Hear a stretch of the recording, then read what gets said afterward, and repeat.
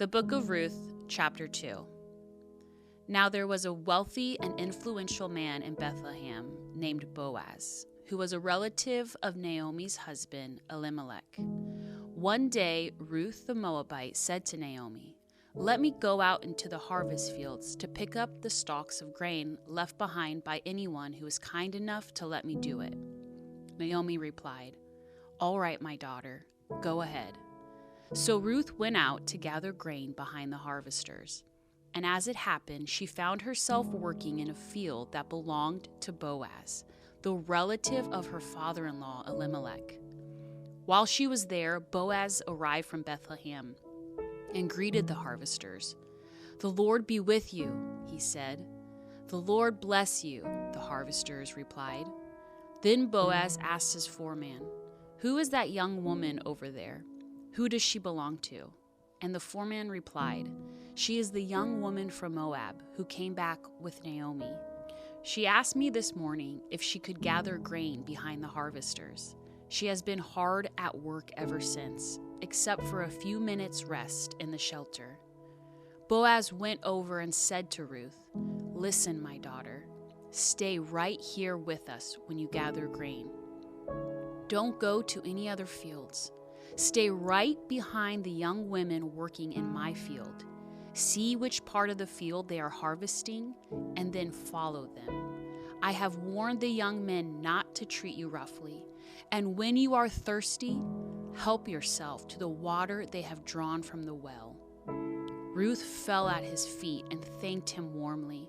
"What have I done to deserve such kindness?" she asked. "I am only a foreigner." "Yes, I know," Boaz replied, "but I also know about everything you have done for your mother-in-law since the death of your husband. I have heard how you left your father and mother and your own land to live here among complete strangers. May the Lord, the God of Israel, under whose wings you have come to take refuge, reward you fully for what you have done." "I hope I continue to please you, sir," she replied. "You have comforted me by speaking so kindly to me, even though I am not one of your workers." At mealtime, Boaz called to her, "Come over here and help yourself to some food. You can dip your bread in the sour wine." So she sat with his harvesters, and Boaz gave her some roasted grain to eat. She ate all she wanted and still had some left over. When Ruth went back to work again, Boaz ordered his young men, "Let her gather grain right among the sheaves without stopping her, and pull out some heads of barley from the bundles and drop them on purpose for her. Let her pick them up, and don't give her a hard time." So Ruth gathered barley there all day, and when she beat out the grain that evening, it filled an entire basket. She carried it back into town and showed it to her mother-in-law. Ruth also gave her the roasted grain that was left over from her meal.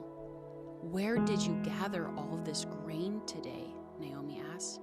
"Where did you work? May the Lord bless the one who helped you." So Ruth told her mother-in-law about the man in whose field she had worked. She said, "The man I worked with today is named Boaz." "May the Lord bless him," Naomi told her daughter-in-law. "He is showing his kindness to us as well as to your dead husband. That man is one of our closest relatives, one of our family redeemers." Then Ruth said, "What's more, Boaz even told me to come back and stay with his harvesters until the entire harvest is completed." "Good," Naomi explained. "Do as he said, my daughter. Stay with his young women right through the whole harvest.